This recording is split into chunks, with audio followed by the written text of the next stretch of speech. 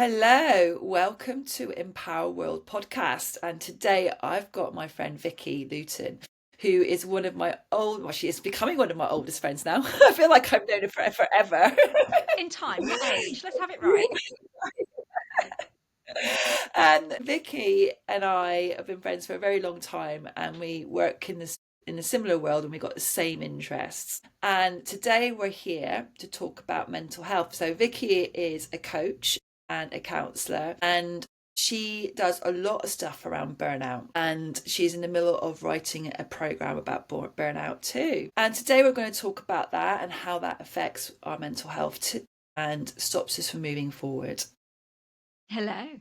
Hello, Vikki. Thank you for How are having you? me. I'm good. I'm good, thank you. Yeah, thank you for the plug. That was awesome. Is that a good It one? was a good I one. thought. Yeah, I love that.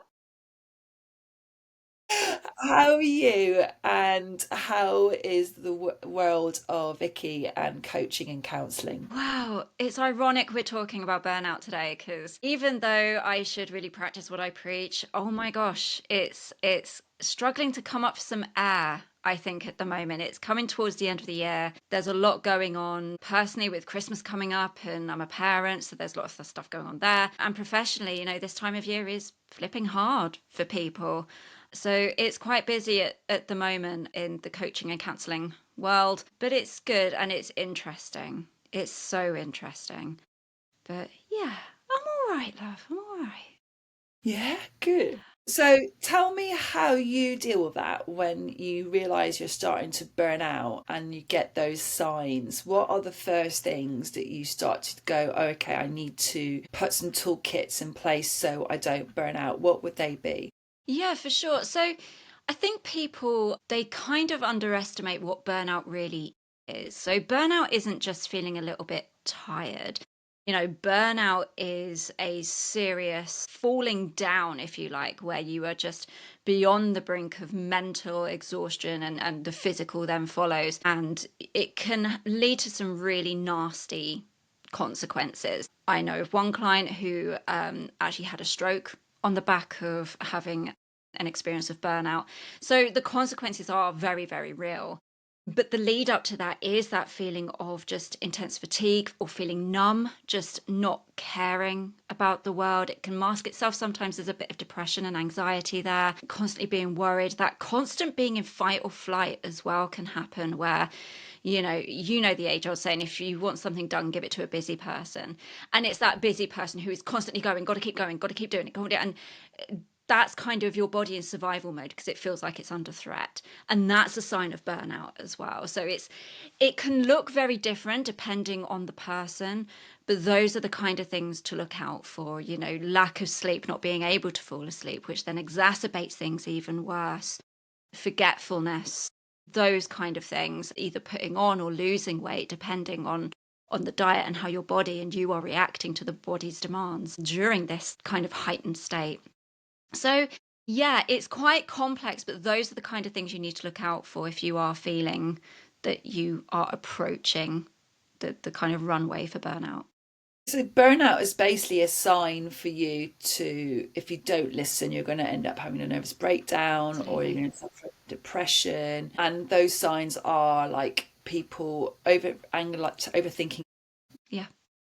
Yeah. putting too much pressure on themselves. 100%. As I said, when you're busy, you give something to a busy person because it gets done. But with that comes the pressure of, well, it's got to be right. I've got to do this. I've got to do that. I've got to do it because the world will collapse if I don't do it.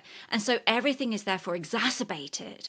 Everything is just enlarged on a big scale. Small things are big things when you are in that state. So it's that person's decided has made that decision because they feel like they have to do everything. Mm, Everything is their responsibility. And that means they've taken all that responsibility into their body, and then the burnout starts to come. And they say yes to everything. absolutely. So it's the first thing they need to start to do is to say no. Very much so. Those boundaries need to come in place because if they don't, then things will only get worse.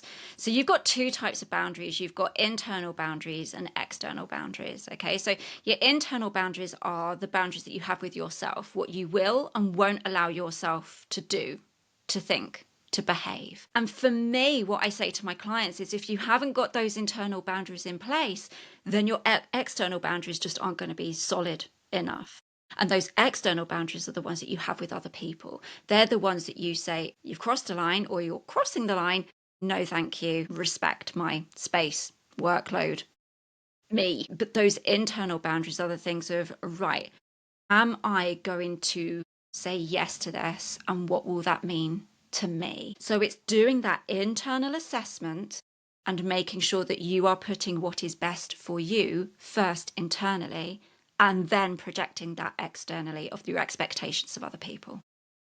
So the person who a lot of that's down to mental health all along. It's Mm, like the inner dialogue with ourselves. We don't know how to say a no. That person doesn't know how to say no to themselves. Is judging themselves.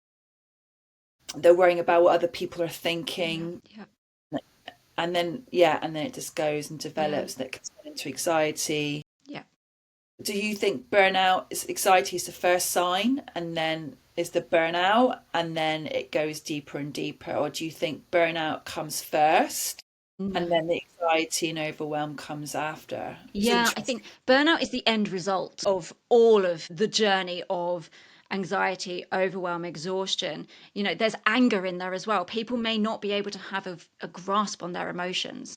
So if you know someone who is working long hours or working extra hard and is very, bitey, very aggressive, very or completely within themselves, they've completely withdrawn or a bit numb, chances are something is going on. They are mentally exhausted, they're physically, something is happening. And longer term, that will lead to burnout. So all that anxiety and overwhelm and all the plethora of things that go with that, as we talked about, the negative self-talk, the second guessing yourself, the constant, spiral of just got to keep on that treadmill, don't drop a plate, keep them spinning, keep going, keep going, keep going.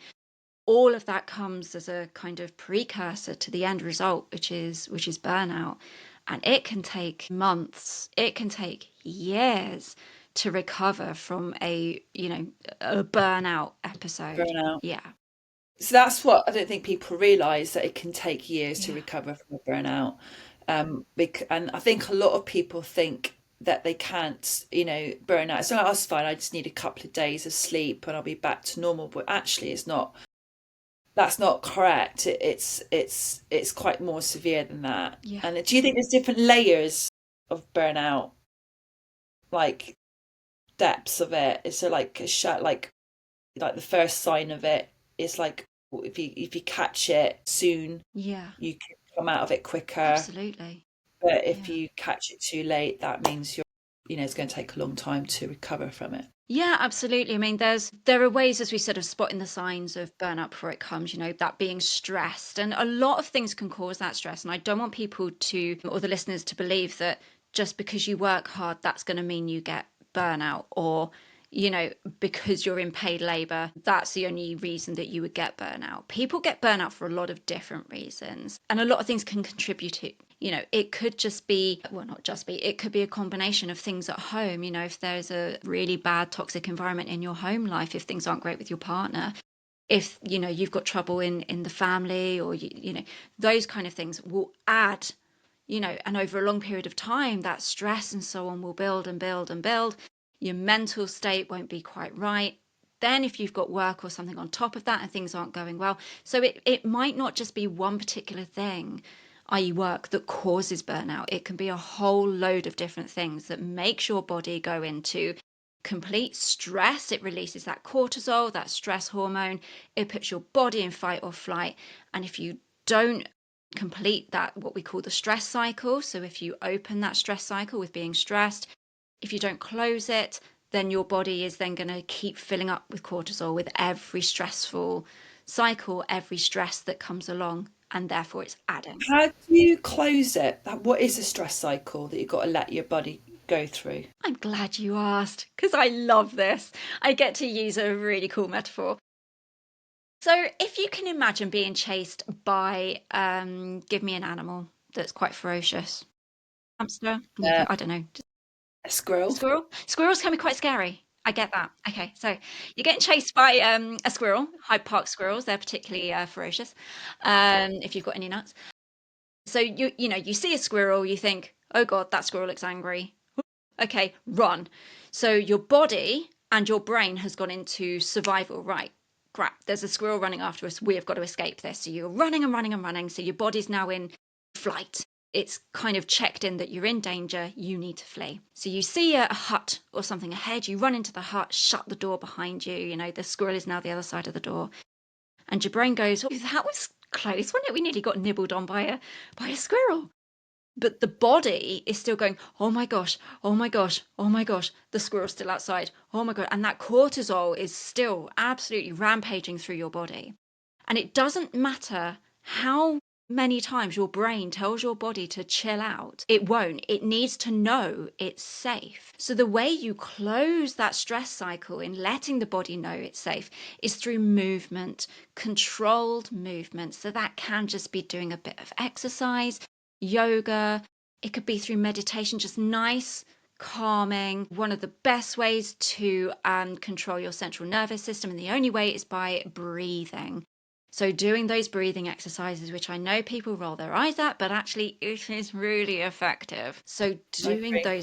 that breath work, doing those movements to let your body know it's safe, that then decreases the level of cortisol, and you've closed that loop and you're ready for the next squirrel to jump out at you.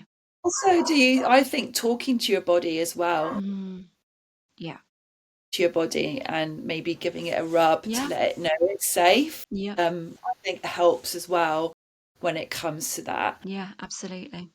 I think, yeah, breathwork, mixture of all of it, really, it's really Yeah. important. Yeah, there's something as well called sensory ritualing or sensory rituals. I think I made ritualing up. I don't think it's in the Oxford Dictionary. Sensory rituals, we'll go with that one. And it's one of those things that helps when the stress isn't so huge. So it's when you are starting to feel the fringes of, right, I'm starting to get anxiety, I'm starting to panic. It's not for mid meltdown. Do you know what I mean? Yeah. Sensory rituals are basically engaging two senses at once. So, for example, if you have something soft, like a soft blanket or even a pet or something, when you're on the verge of panic or you're feeling anxious, kind of stroke your pet, stroke that soft thing, but you might want to put a sweet or something in your mouth as well. So it's engaging taste, it's engaging touch. Your brain then disengages from the thing it is spiraling out of control from. So it then gets distracted. And it's like, oh, this is not. Oh, okay, this is interesting. This is nice, and it calms that cortisol down. It calms that stress response down immediately. And you can do all kinds of sensory rituals. I would advise against food, sweets and mints. Okay, that's fine. Particularly strong flavors, but not food or alcohol. But looking outside and, I don't know, putting your favorite music on. It's engaging the sight, it's engaging hearing. It's two senses that can just completely lower that stress response that you are having. That makes sense why people always end up going for food or alcohol, doesn't it? Because that's a way of fixing the problem Yeah, at yeah, that moment in time. yeah, yeah, Solution. It might not be the right solution, but it's a solution that you yeah, to bring yourself back down. absolutely, absolutely. That's, yeah, that makes sense why they always end up, yeah, majority Mm, of people reach for that. mm, Anxiety, because we hit on that a little bit.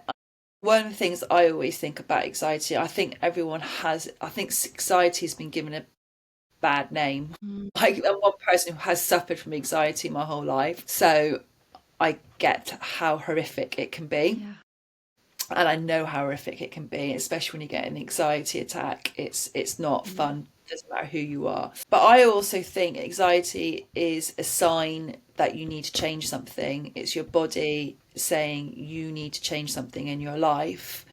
And if you ignore it, it just gets louder and louder and louder and mm, louder. And then that will mean that you hit flight to flight, all those things, and then end up at burnout. yeah, absolutely. And we can do it to ourselves. So, as you said, anxiety used to be a way back when we were cave people of telling us that something was wrong. Something you need to be alert to this. You need to. But obviously, we don't have saber-toothed tigers and things like that anymore. We have compared to back then, very small things we become anxious about. And I'm not going to belittle with giving examples because, for some people, it's very, very real that, Yeah, it's small horrific. things Yeah, it's are big horrific. things. But because we are so cognitively kind of tuned in to those small things, we often have a narrative in our head where we will hypothesize worries. So the what ifs, we call them the tigers. We liken them to, if a tiger was in the room with you now, that would be very, very scary. But the tiger isn't with you, it's over in India. So why are you worrying about a tiger in India if it's not with you now? But some people can't stop that. They can't stop worrying about the tiger and what if it is in the room with me? What if, what if? And that can cause a massive amount of anxiety because when you are in that state, it does take its toll. Again, you might lose sleep, you might, just the very act of having anxiety can mean that you get sick easy because your white blood cells are down. You're not looking after yourself. Your body is in constant alert. So those people who do suffer from anxiety, it is that kind of spiral thinking that happens for them. It's not necessarily the issues that they have right now in front of them. It's the things that they are hypothesizing and worrying about in the future. Yeah, yeah. And what toolkit what can they do to realize that actually they just need to tweak things and change things for that to be dissolved so they can make the changes that they need to. Yeah, for sure. Worry is a difficult one, isn't it? Because what feels very real to us, the things that we worry about do feel very real to us. Yeah, they And do. so it can be really difficult to kind of see the wood through the trees of, well, is that a what if, or is that really going to happen? And and then you start believing, well, it is going to happen. This thing is going to go wrong. You end up convincing yourself. So what you can do is you can do an exercise, which I don't like the name of it, but it's called the control rings. And what you do is, I'm not sure why it's called rings. I mean, it's got a pretty picture of rings on it, but but what you do is you just write a list of all the things that you are worried about, that you are anxious about, the things that you think, God, the what ifs, the tigers, everything. Just put it in a list. And then what you need to do is go down that list and decide or choose which ones are the things that you can control. Fix. Yeah. Then you look down and you see which ones are the things that I can influence. So, not necessarily change or fix, but perhaps if I did that, that would move that along. Or actually, that's something I can send to someone else because that's not for me to worry about. That's Tom down the road or whatever it is. That's for someone else. And then what's left are the things that you have no control over. Now, these are the things that you need to look at of, are they tigers? Are they what ifs? Or are they things in the now? And then you can look at, right, well, why am I so worried about these things? And then keep that funneling process of, well, why am I worried about these things? What's really going to happen? Why am I worried about that? What could really happen? And you keep funneling and funneling and funneling down. And it ends up losing its power. It ends up losing its grip because you've exposed it. The worry actually has no gravitas. There is no reason to really be worried about some of the things that you may be worrying about. So it's a really powerful exercise and tool to use. And don't get me wrong, it doesn't apply to every situation, but it is a really useful one to turn to if you do feel that you are spinning way too many plates and you need to decide, okay, which are the things that I can actually stop spinning? What are the things that I can actually spin faster and feel comfortable with, and which I can just drop? Yeah. It's about learning what is if it's always in your head, it's always going to be made out worse than it actually Oh, is. And 100%. then once you put it on paper, and then you go through it and you realize you've got no problems at all. Yeah, absolutely. It's like, oh, I'm worried about absolutely nothing. I've Yeah. just wasted all that energy because what happens? It doesn't it gets stuck in your body and it turns Yeah. into trauma. Yeah, yeah, yeah. So, yeah. That's where quite a lot of trauma comes from, isn't it? It's the stuff that we've created in our brain and we haven't released it, we haven't let it go, Mm. and we haven't put it down on paper or whatever, and then it gets one of the things that happens, it gets stuck, doesn't it? Do you feel Yeah, that it's right? it's trauma is So layered and complex, and I probably Huge. will get shouted at by a lot of other therapists and professionals, but I often kind of call it small t, big T, small t trauma, big Mhm. T trauma. Really, trauma is anything that has happened to you that has caused a, seismic impact that, on your brain, on your body, on you. Okay, so it can be anything from a car accident to, it can be anything to having an illness that you had that, you couldn't, that was quite serious, or it can be anything. And it They're can, the big T's. They're the stuff that's actually physically happened in yeah, life. yeah. And the small t's can be, bullying incidents, those kind of things that have actually had a massive impact on you. So what happens is that, I can't recommend this book enough. It's called The Body Keeps the Score. Okay, It's that one fantastic. And too. Basil, I think his name is, he writes how trauma is, as you said, stored in the body, but it has that much of an impact that when they did brain scans, they noticed that, there was a war vet who came back and had severe PTSD, and his brain scan showed the same as someone who had a stroke. Wow. So, trauma and these experiences have an enormous effect on the body. And likening it and putting it against burnout is absolutely right. Because if you're living with this, you are going to burn out really flipping easily because you aren't addressing the internal trauma that you have experienced. What you need to do is kind of do a combination because, as the science is showing us, talking trauma out doesn't necessarily mean you'll fix it. It doesn't necessarily mean that you're going to heal, unfortunately. It can Some, help. can you I think sometimes you can re-traumatize yourself by Absolutely that. talking about it too much in detail because you're reliving the whole thing again. That is spot on. Absolutely. What some researchers found is that when they're actually talking to survivors and people with PTSD, is that they are reliving it. You're making them feel those things again.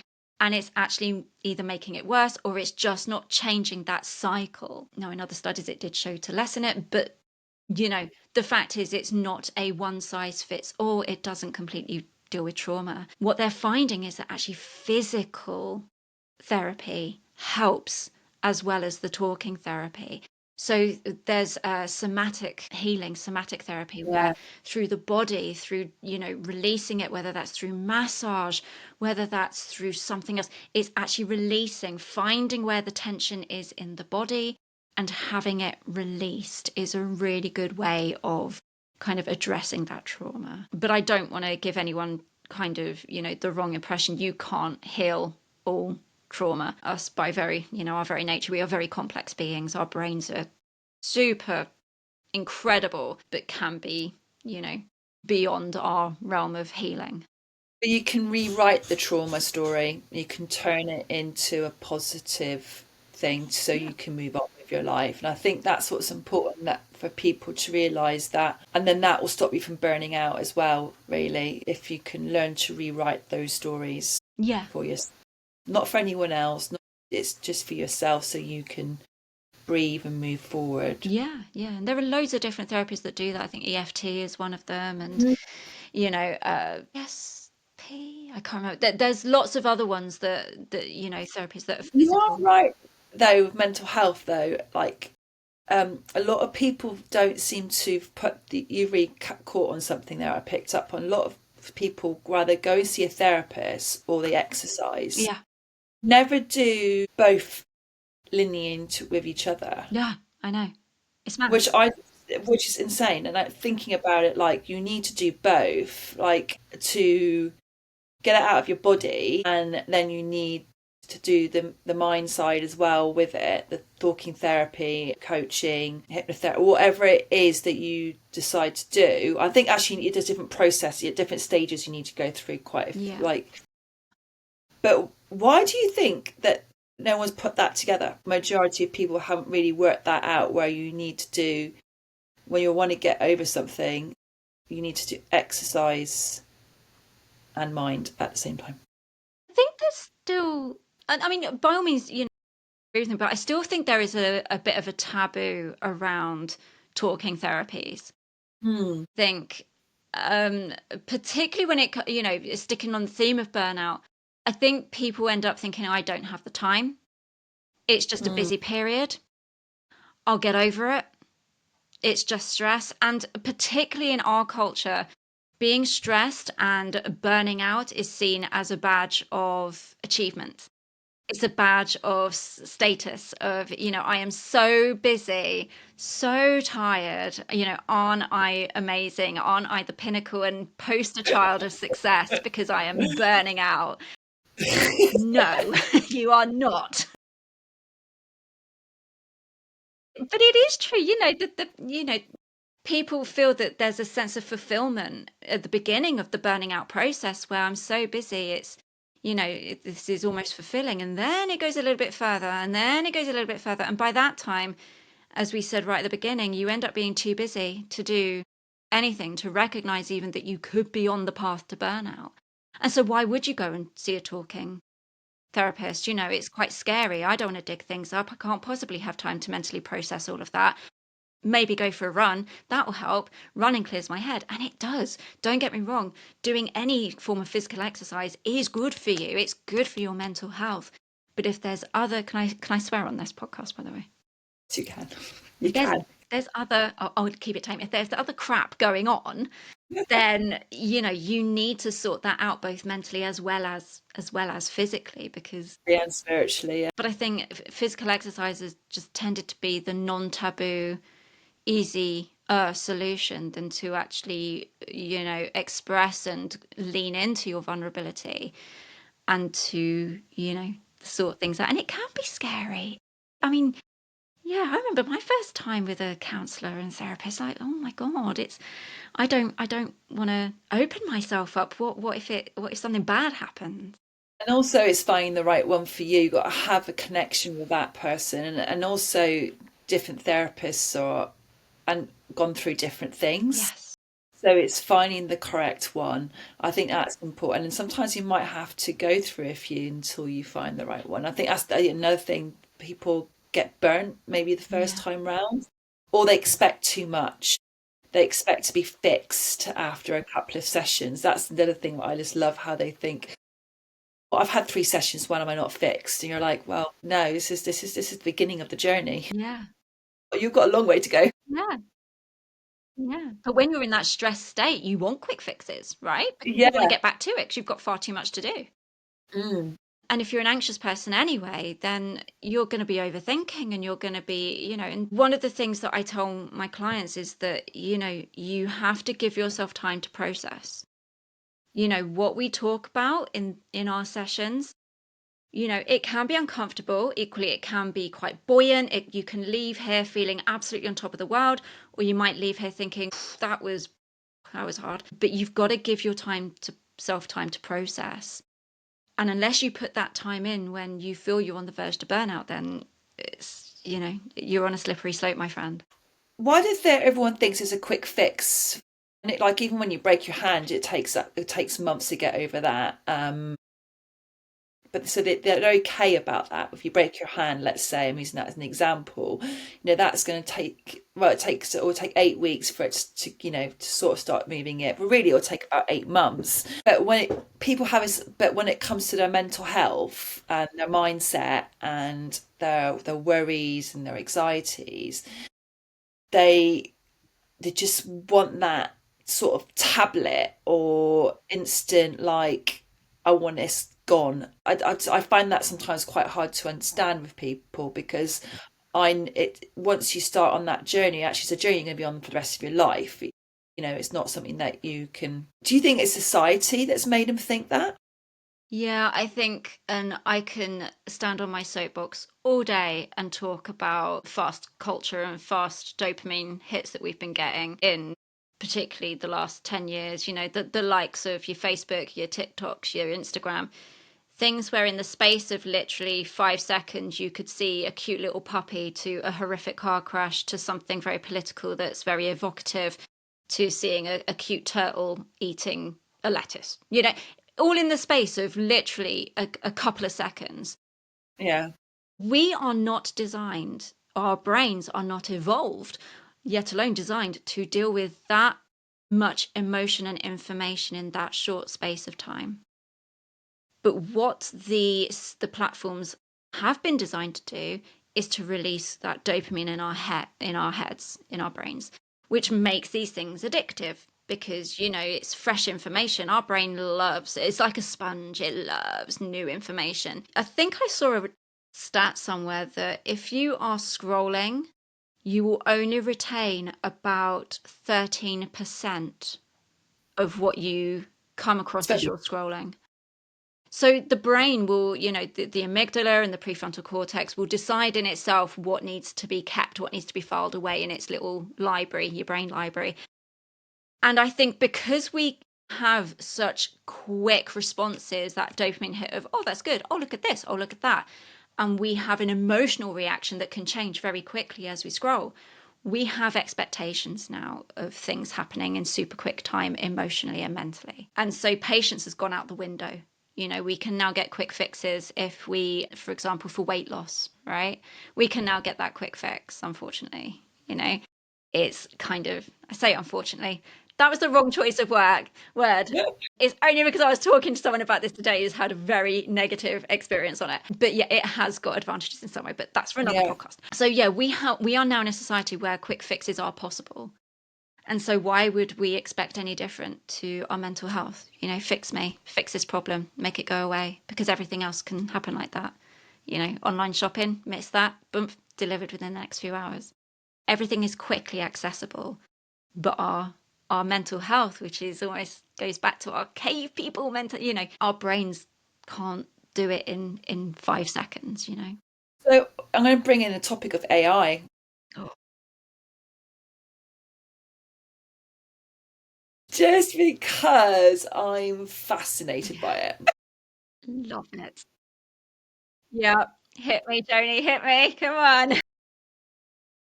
I like how is AI now is basically people are using that as a bounce back for their counseling, coaching, Yeah. like so they can get like I think so it makes them feel good about themselves and they get the answers that they want because AI is going to give them the answers what they want and they'll choose the correct language for you to feel like that you're correct and they'll do it in a very clever way.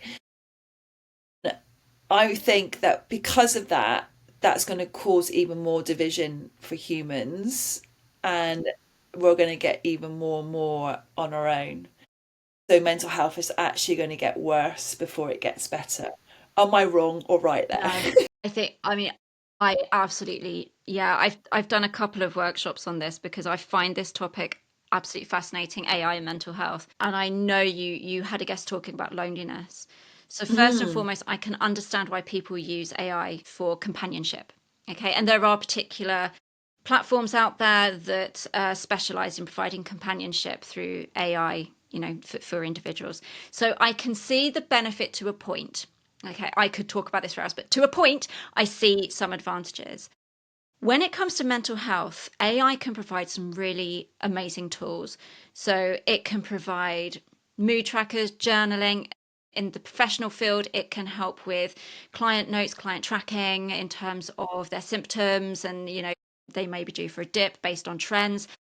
I can see the merit of using these tools in a practical way. Using them as a therapy or a talking therapy method for me is both terrifying and concerning.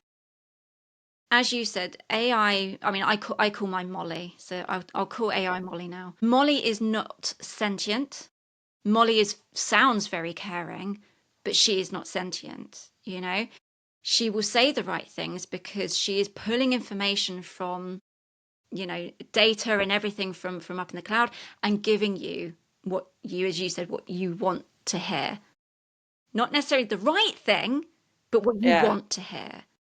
And there have been some absolute horror stories where it hasn't picked up the algorithm or the tone of, so it was a young lad, and he was talking about suicidal ideation. And as the conversation went on, their AI actually mentioned bridge locations. And you have things like that where there's no safeguarding, there's no guardrails as to picking up that was absolutely categorically the wrong thing to put in a conversation after he's just been talking about suicidal ideations and how to, you know, what to do and how to fulfill those ideations.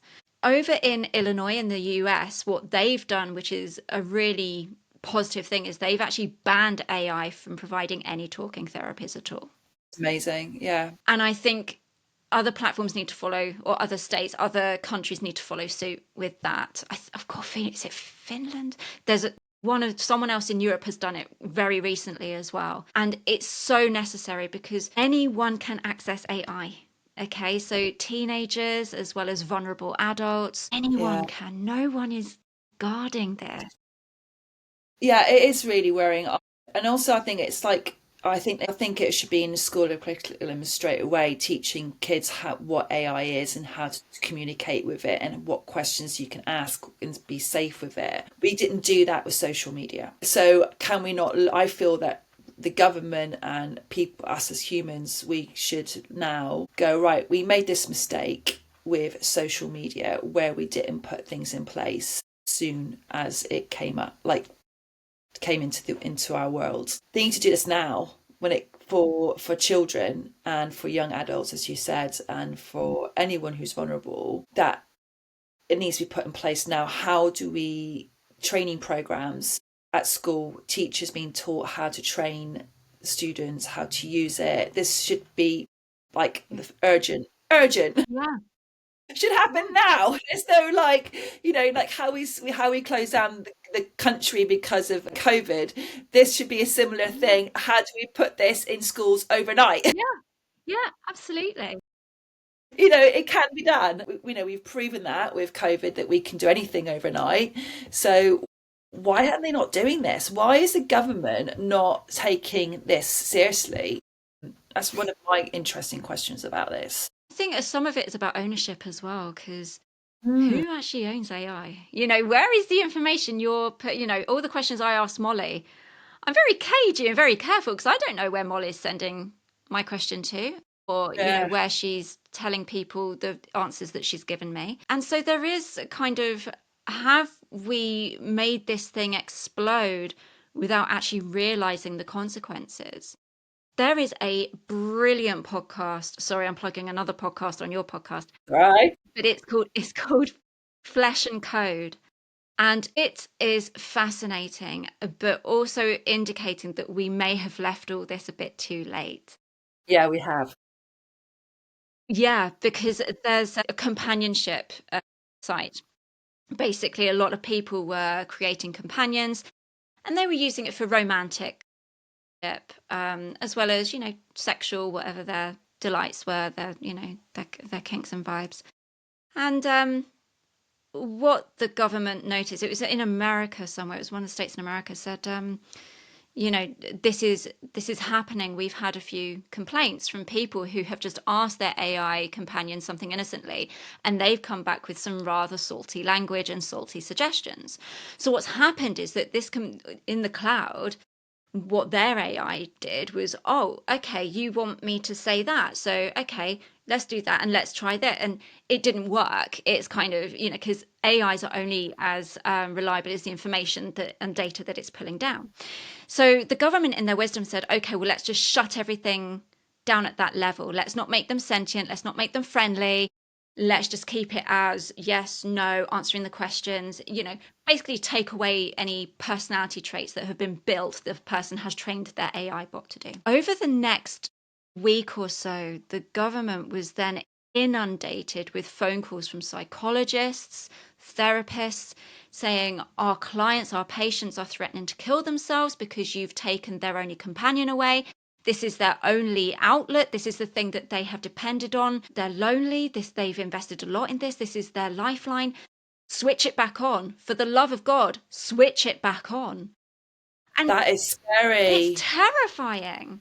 That is not, that's actually really scary. So they got that addicted to it that quickly. Instead of going maybe to the park or finding a community to join or going to the local hall to do something, Yeah. going to chess, I don't The know, making it bonds. up. Yeah. It's the They bonds that they've created with these bots. And Like I said, it has its Yeah, benefits in yeah, some places. If that's what people want to do, if they've got agoraphobia, they have horrendous social anxiety, fine. It's not hurting anyone. That's fine.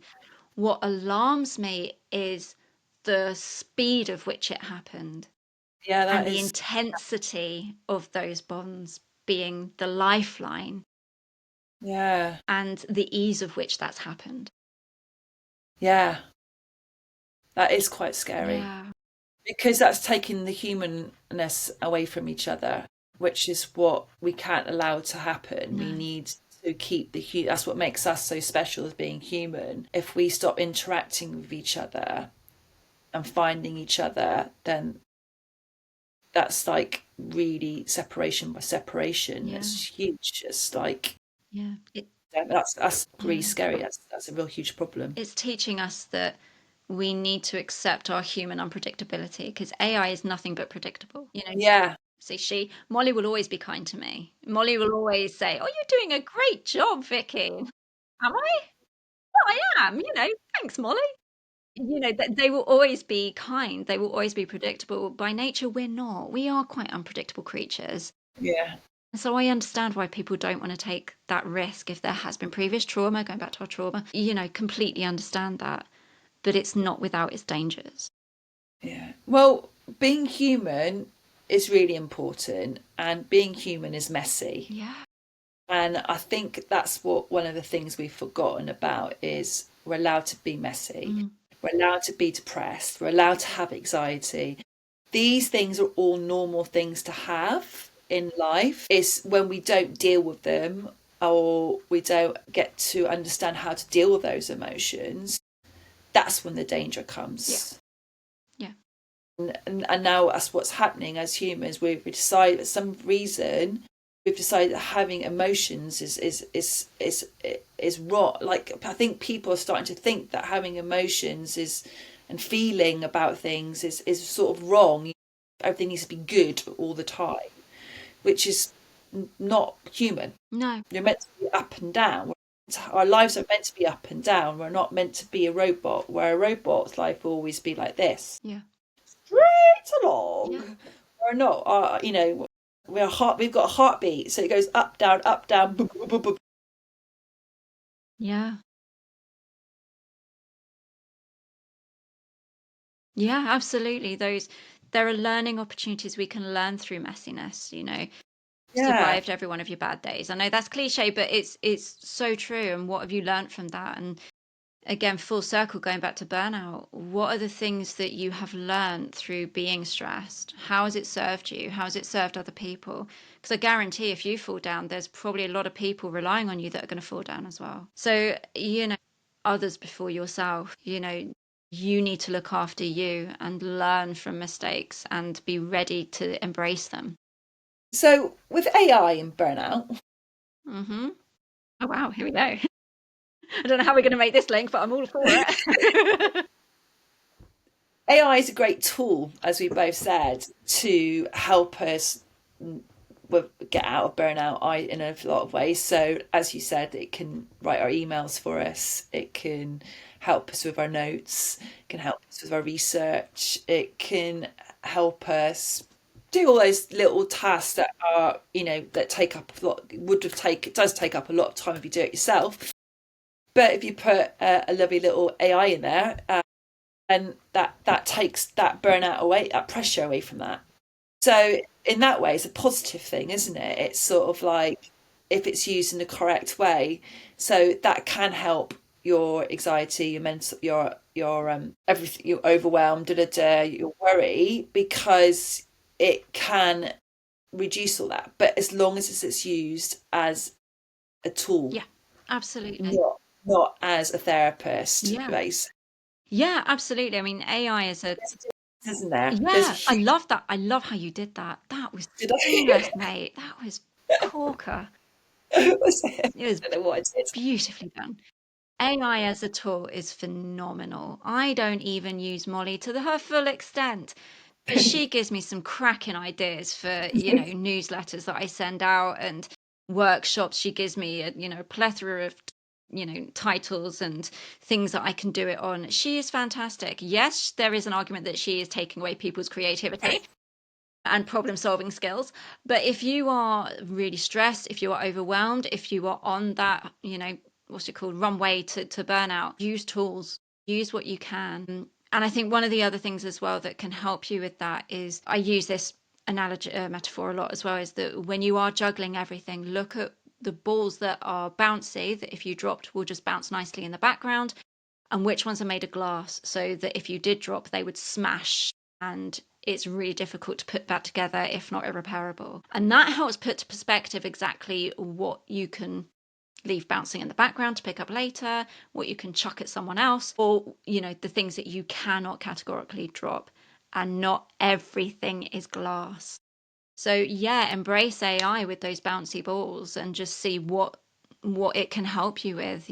If it's scheduling, if it's lists for planning dinners, menu ideas for the week, all those kind of things, our AI is absolutely fantastic for, in alleviating those micro stresses that all add up. Yeah, I think it's education again. We need to educate. So, like, it's like everyone in the world needs to start being needs to be told to go and it's like I'm going to use the COVID thing again. Yeah, do it. Because we got told we had to go off and get these injections. Right. So can we not do something similar? Everyone's got to be told, right, we all need to go out there and learn how to use AI and be educated and understand that it's not real. It's, it's a computer and it's a tool and it's very intelligent and it's going to be super intelligent soon. Well, they actually say it already is. And yes, it will take your job. Let's be honest. Let's work out what you can do to change that. You know what I mean? Because I think also there's a lot of positives with it, but don't you think there's going to be a lot of negatives as well with it, where a lot of people are going to lose their job because of AI and they're going to end up hating it or loving it? Do you think there's going to be this huge, extreme? Yeah, I think there's always going to be a need for humans. We've talked about our professions, our careers. If you got AI to do it, it would only get so far. As we've said, this is the human touch. AI can't sense tone. It can't sense, it can't see body language, let alone understand it. It can't determine emotions from an experience or, deep understanding point. Humans can empathize, humans can say the right things based on understanding, experience, observation. AI can't. So I think some fields just lends itself to being human. Other fields, yep, I think there is going to be a dent because of AI. But equally, I think as humans, we are tenacious and everything is evolving still. So we will find other things that need doing. Um, we are. Have you ever seen that Bluey episode where the Pomeranian says we're a small but hardy breed? No, I haven't. Oh, it's brilliant. And I think that sums us up. We are not small, but yeah, we're a small but hardy breed. We've created this thing.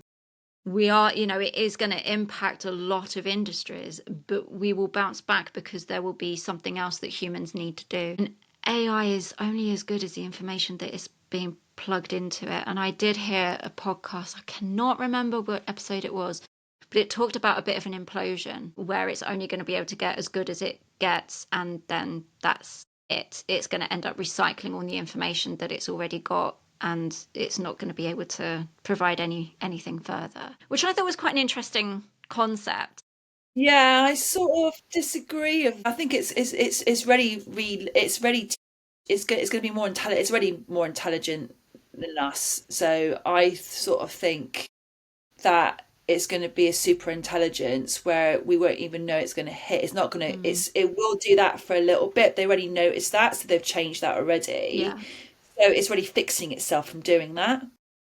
I just think, and now AI is teaching AI. yeah, yeah, agree. Yeah, yeah, again. So that's so when robots come along, the AI is going to be communicating with each other through the robot. Da, da, da. They're going to be more better at communicating with each other than we are as humans communicating with each other. So I think that's gonna, I think with mental health, coming back to mental health and that is we need to start teaching each other how to communicate with each other Yeah, absolutely. and understanding each other's emotions and being patient. Yeah.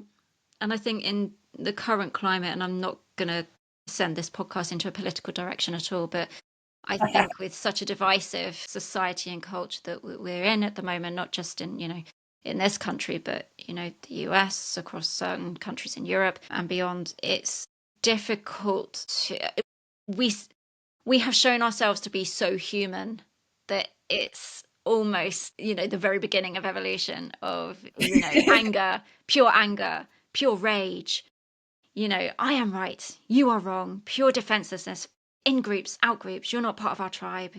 We've almost gone back where we've not engaged the learning in our brains enough to do reasoning, to do understanding, to do empathy, to do looking at both sides and weighing up and to actually listen and learn.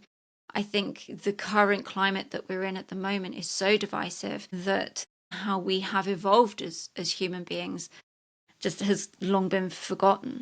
Those skills that we have, that we've taught AI to kind of gather the information and form a response, we've not been able to do that. I say we as a holistic.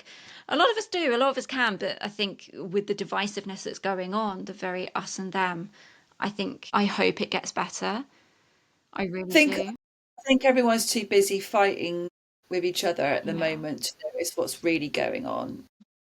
And I think that's the saddest thing about it. Yeah. I think and I think the people that are getting hurt are the vulnerable ones Mm. who are soaking it all up, which I think is really sort of quite sad. And it's gonna, and then that also comes into mental health again because anger is mental health, stress, worry, overthinking things that have nothing to do, it's out of their reach to change, which I think is huge. Yeah. But not also people not knowing where to go for help. Yeah. Yeah. And this is the thing as well. Again, with the us and them, it can feel quite lonely, particularly if you are the only us in a family of them. Or you're in a town where you're the only us in a town full of them. And it can feel very isolating. It can feel terrifying. It can, and even if you are really, really angry and frustrated, again, that's energy and stress that you need to channel. It needs to go somewhere. It needs to be reasoned. It needs, you know, it needs a realistic calm the F down and let's sort this through. Let's close the loop and just kind of pull this apart. Do you think it's because people have stopped listening to their intuition? No, because I think with our little chimps in our head, the amygdala, we do turn around and have a very emotional reaction first. I think thanks to social media, the news, clickbait, it is designed to evoke our chimps, to evoke an instant response of, does that make you happy? Does that make you sad? Does that make you rage? Those kind of things are the things that are pulled out of us first. So we are now getting used to leading with our chimp. We are getting used to leading. And so our intuition kind of gets lost. Our intuition tells us that's clickbait. Our Yeah. intuition says, I shouldn't get sucked into this, but I'm going to click and I'm going to watch it and I'm going to get even more angry. But we do it anyway. So I think for quite a few people, that intuition has dissipated a little bit of, Gone to sleep. gone to sleep. I really want kind of. I've seen Margaret Atwood recently, and oh my God, what a woman!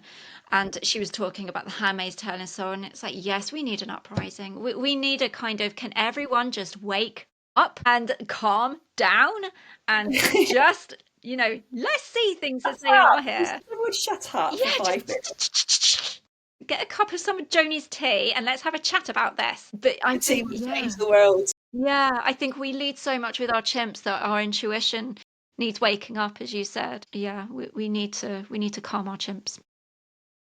Yeah, I think everyone's so busy in their own little. We've become so busy in our own paradigm. Like Mm, it's that we are so busy that we don't know how to slow down, and then that's why the burnout happens. Like for female wise, we go to work, we've got children, got maybe an elderly parent, we've got to look out. Depends what age group you're in, you know, you're worried about the bills, you want to socialise, do you know what I mean? All of that is going on, especially this time of the year when it's really, really busy. Christmas time is like, I think, can be the most stressful burnout time for people because they've got to socialise with their family, socialise with their friends, they've got work dues, school plays, and then get all the work done at the same time, food shop, like all of it. The past couple of years, I've actually stopped doing majority of that stuff. Mm. I've actually said no to Yeah. quite like a lot of it. Good. I just don't do it Yeah. anymore. I do the things I need to do for the kids, and I will see close family, like my brothers, like. But even to them, I will say no to them at certain things. I've actually gone down so small, which now it's actually enjoyable. Yeah. You know, Yep. but majority of people can't do that. They have to go to every single those parties. They have to do, well, I can't say no to that Yeah. because it's Christmas. Got to do that. No, I have to have that Mm. extra drink because it's Christmas. You know, I have to buy that present I can't afford for that person because it's Christmas, because I can't say that I haven't got the money. And that leads that burnout and mental health and anxiety. So they hit January and they're just broken. Yep. Absolutely. Again, boundaries. Mm, It's boundaries. If you say no, what's going to happen? Oh, they're going to think badly of me. How do you know? Well, that's your perspective. And even if they do, who comes first? You should, because again, if you fall down, everything else falls down. And the reality is, this time next year, are they really going to remember that you didn't buy them a pair of socks at Christmas? When you break it down into priorities and realism and actually yeah. what it means, it just makes it a lot smaller and takes the power away.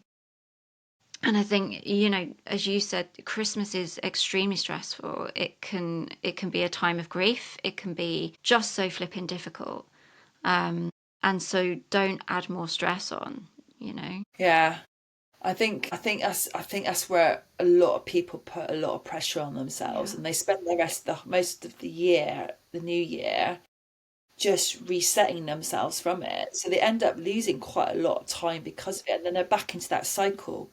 Because then it's Easter. Yeah. Yeah. It's the treadmill. Supermarkets. I blame Yeah. supermarkets. It's true. It's the hedonic treadmill, they call it, the treadmill where you just keep going and going, and you're trying to get that carrot and you Yeah. get a little nibble, but then you want more, so you keep going, you keep going. You don't step off that bloody treadmill. And that's a fantastic way to head to burnout. It's get off the treadmill, slow it down even, just stop chasing these immediate joys and satisfaction and look at the bigger picture. I know. It's like, Halloween, right? I used to like Halloween, but I hate it now Mm. because I hate the amount of shit they're in the supermarkets.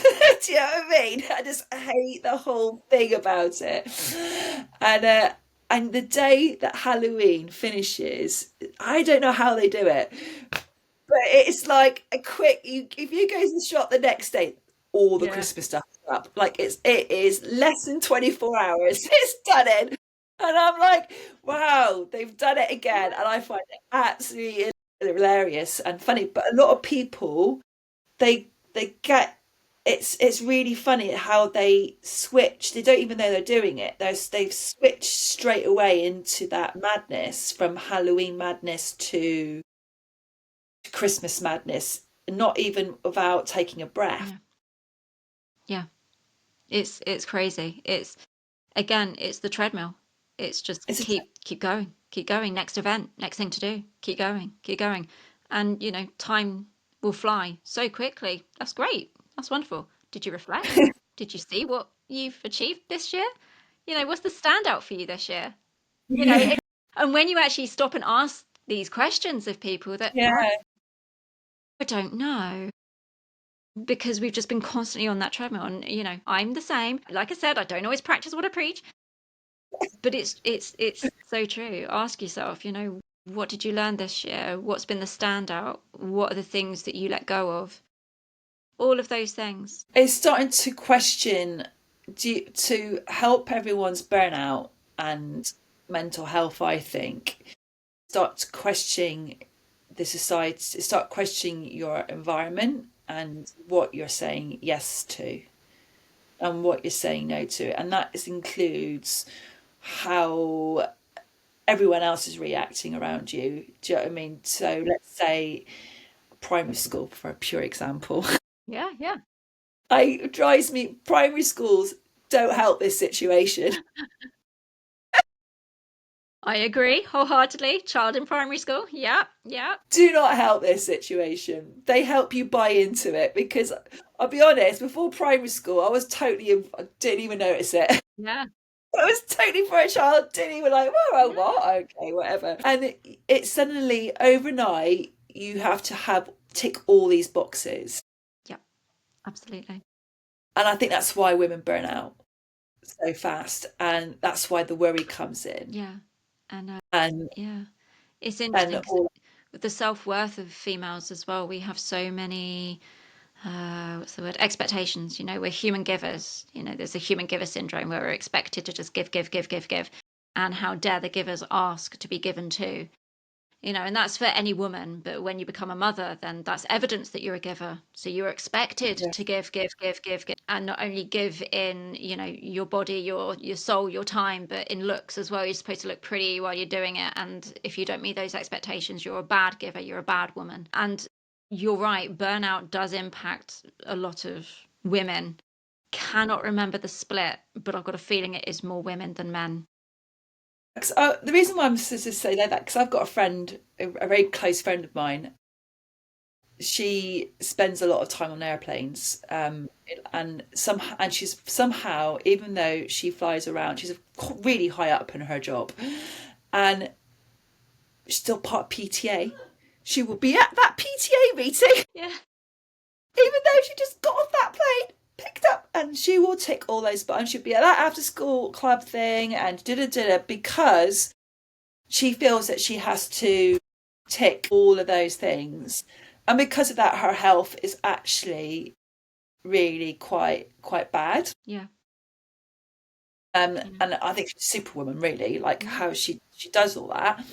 But I do wonder, like, if she did say no to that PTA meeting, let's say, and maybe say no to doing the Christmas something, her burnout would be less and she'd be a lot more happier. Yeah. Yeah. And there's that, and looking and assessing what the self-worth element is there. Your self-worth isn't measured on how many PTA meetings. Your self-worth isn't measured on, appeasing other people. Your self-worth isn't about ticking every single flipping box that you can. You need to assess it in a different, more realistic way. Otherwise, you're going to burn out. And that's not having any self-worth at all because you've allowed yourself to, burn out and drop everything, which as human givers, we cannot afford to do. No, we have this double guilt thing, haven't we? Yeah. We have this double guilt where we need to we've been told because we're the generation of women where we got told we can have it all. Yeah. So we put ourselves in this situation. I think we fought for having the choice of doing more than what we were assigned to do.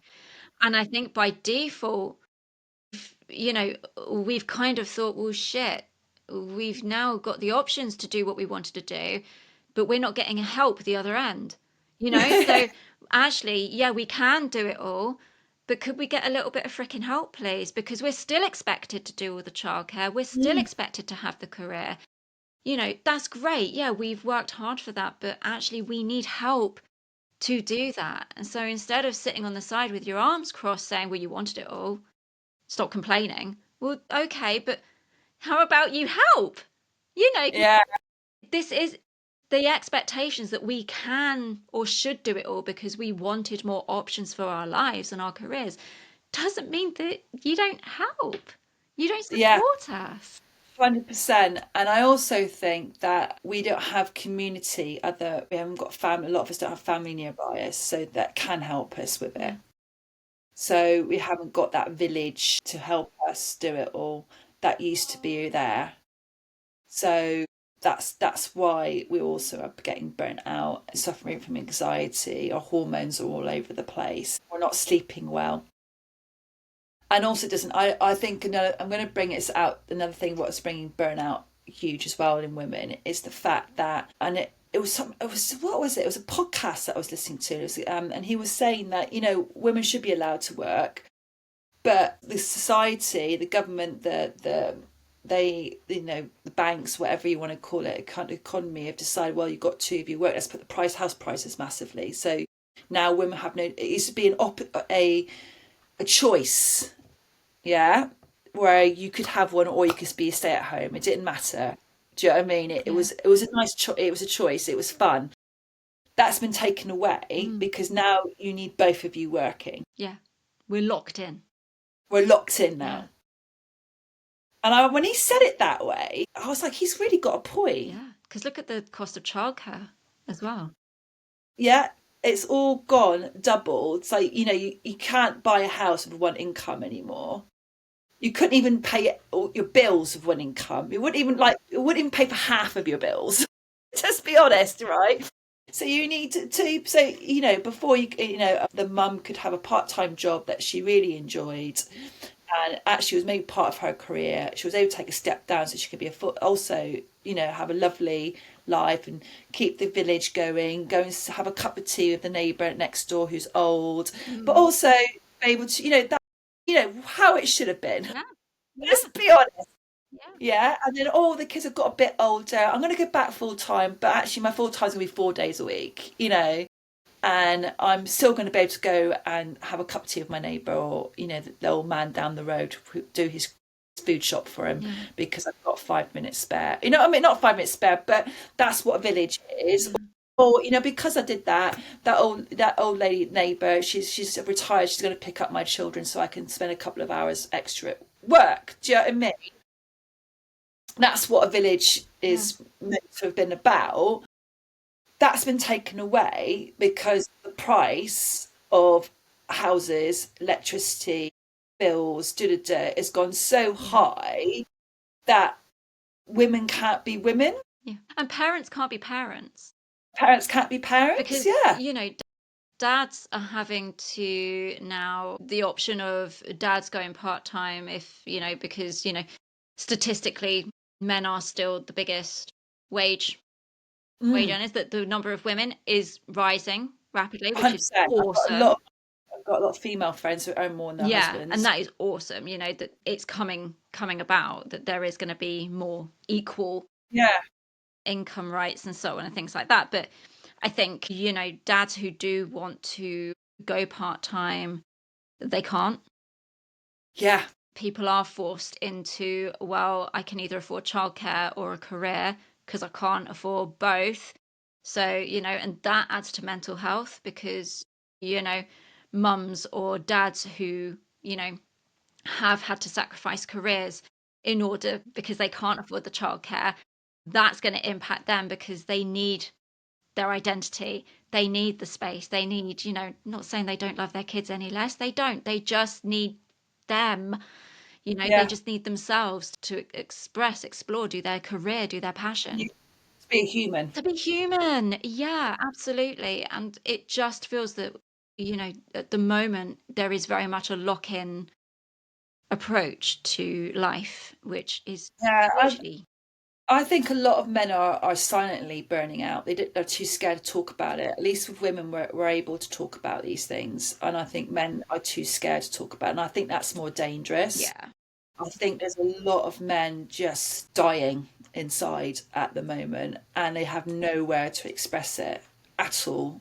And that's quite scary. I think that's really going to affect the society in the next couple of years. That's going to be huge. They're also saying that a lot of young men just don't know where to go because they're finishing university. Like I feel sorry for the younger generation. I'm quite scared for them in a lot of ways, especially for men. And I think that's why young men are going the wrong direction. It's because they are sort of they're getting burnt out, but they have nowhere to go with that field, and they don't know. Also, they're getting burnt out for the wrong reasons. So they're getting burnt out because maybe they can't find a job, or they want to change career, but they don't know how to change the career, or they want us to get married. They've met this beautiful woman and they want to get married, but they haven't got the money to give, they feel that they can give her what she wants. That's so there's different. That's burnout in itself. Yeah, I think all those stresses and the striving and the feeling lost and anxiety and overwhelm and fight, fight, fight, not coming up for air, fight, fight, fight. That is the perfect path. Is the perfect path. And as you're saying, that demographic has been shown to be the loneliest. I cannot remember the name of the company that did it, but it was, I think it was Marmalade Trust actually. They did a survey and they found that men 16 to 24 are actually the loneliest demographic. For me, that's scary on a number of levels because, again, going back to what you said of that toxic masculinity, and I know people hate that term, but the mold by which we have put masculinity and upholded it as this is a good representation of being a man. If you look at that mold, that means these young guys who are feeling lonely are going to feel more accepted if they put themselves in that mold because there's a group there who are encouraging that. And with that comes the not talking about feelings, not expressing vulnerability, not opening up to friends, to counselors, therapists, seeking that active support. And so, yeah, that, as you're saying, all of that is going to contribute to a poor village church turning up and supporting these people that really need that support. Yeah, Or poorer village, rather. Sorry. yeah. Yeah. We need the yin and yang. We need Yeah. balance. Yeah. It's all about balance. It's all about balance. The yin and yang. So should we round this up? Because I know you've Yeah. got to do the pick up and stuff Yeah. like that. Human giver. I know mine after dinner. Brilliant. Okay, question. Mm-hmm. So to finish off, where can everyone find you for starters? Where can you find me? So I see clients online or in person. Physically, I am at North Bristol in Thornbury. So I have a cute little cabin where my clients come and see me, or I see people online. I've got clients as far away as Spain, London. I've got one in Scotland, from all over. So distance is not a problem unless you're in Australia. In that case, the time scale ain't going to work. Sorry. But I have a website, www.laytoncounselingcoaching.com. I'll send all my details through so you can put it in the bio, so you can email me if you like, or find me on Instagram and DM me. I am accessible. Also, your course, your online program Burnout is going to be out soon as well on Empower World, which I'm going to do a plug as well. So that's going to be exciting. Another note. So if there's three toolkit giveaways you can give to anyone so they can leave with and they can use that, what would those three be? Oh, so I mentioned quite a few in this one, didn't I? So I think the first thing is we've ended on is about balance. So one of the things that I ask clients to do is either draw a battery, or there's one called the Garden of Me, which is a really beautiful one. So if you draw a garden and then put some flowers on there, just draw some flowers, paint some flowers, really go to town with it if you want. These are the things that help you grow. These are the things that make you thrive. And now draw some weeds, or some clients draw slugs and snails. And these are the things that make you wilt. These are the things that you feel drain your energy. And so by doing that, you're actually seeing the balance of what is helping you thrive and sustain you at the moment, and what are the things that are absolutely draining you and making you wilt. And if gardens aren't your thing, you can do the same with a battery. Just draw a battery and really dig deep into understand what is helping you thrive and what is putting you into survive. So that's a really good one to do. The control rings, I swear by that one because it actually takes power away from a lot of worry and concerns, which is a huge part of stress, overwhelm, and the runway to burnout. Yeah, list all the things that are worrying you and things you can control, things that you can influence, put an action plan together. How are you going to tackle these things? If you can make them smart, so if you make them specific, measurable, time specific, and so on, fantastic, because we all like a tick list. Things that you can't control, dig deep, understand where they're coming from. And another takeaway, or crumbs, what was the other one that I said? I've said a lot, haven't I? There's a lot. There's a There's a lot. lot. Yeah. Yeah, I guess Breathing, the breathe. the breathing, breath work, yeah, sensory rituals, not ritualing. Yeah, you I made it swear. one. Yeah, I swear by that. It helps you close those stress loops, those stress cycles. It helps calm. It's an instant chemical change in the brain. We all like that. We all like a bit of neuroscience or not. And you can make it so personal. If listening is one of your favorite things, if looking, tasting, feeling, anything that just immediately stops anxiety and stress in its tracks, decreases that cortisol, flips the script, and gets you to focus on something else straight away. So those are my three things. Thank you, Vicky. No I worries. appreciate your time. Thank you. No, thank you for having me on. Absolute pleasure. I love our chat. Thank you. Round two. Hopefully, we got this one down. Yeah, no worries. Always love a chat. Always love a chat. It's like we're teaching. It's like a brainstorming ourselves, Yeah. re-educating, make sure that So we talk about something different every single time. So it's a great learning experience every episode. Yeah, absolutely. we'll do though. Brilliant. Oh, I'm going to let you go. Thank you for your time, and I will speak to you soon. brilliant. Yeah, I don't. If I press stop, will you still be there? Yes, I will.